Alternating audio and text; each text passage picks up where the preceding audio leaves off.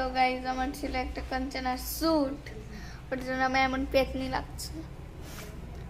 এখন আমি স্নান করতে যাব, আর আমার দিদা আমায় বেড়াচ্ছে। আমার দিদাকে দেখাচ্ছি, 1 মিনিট। গাইজ এটা আমার দিদাও। গাইজ আমি স্নান করে এসে কথা বলছি। তো গাইজ আমি স্নান করে চলে এসেছি, আমি নাইটি পরেছি আজকে। তো চলো চুলটা আঁচড়াবো, চুল আঁচড়িয়ে কথা বলি। তো গাইজ চলো চুলটা আঁচড়ানো যাক। চুল কিন্তু আমার এই যে এই পর্যন্ত না, ঠোঁট পর্যন্ত আমার চুল। কার কার চুল কত লম্বা, অনেকের চুলই আছে অনেক লম্বা। আমার চুল, আমি চুল কেটেছিলাম, আর কাটবো না দুর্গাপূজার। তো চলো এখন একটা টিপ। তো গাইজ আমি একটা আইলাইনারের ছোট একটা দেখে টিপ নিব। তো আমার টিপ নেওয়া কিন্তু ডান। তো গাইজ আমি কিন্তু এখন একটু লিপ বাম লাগাবো।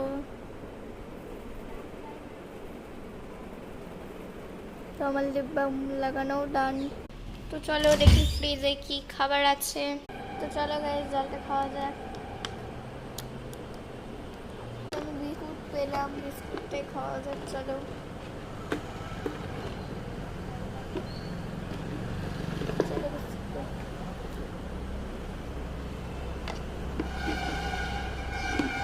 বিস্কুটটা অনেক নরম হয়ে গেছে।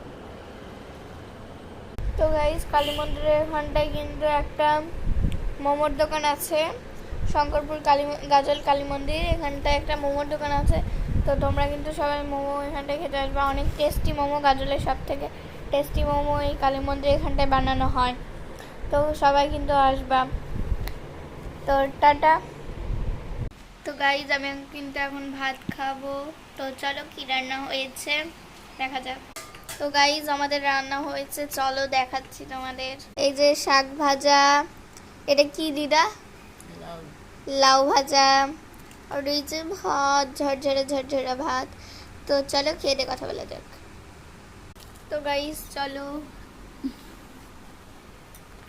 শাক ভাজাটা হেভি হয়েছে, এবার একটু লাউ ভাজা দিয়ে খেয়ে দেখি।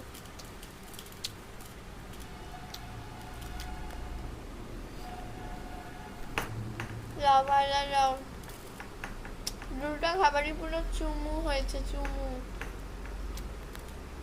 কে কে খাবে চলে আসো। তো টাটা টাটা।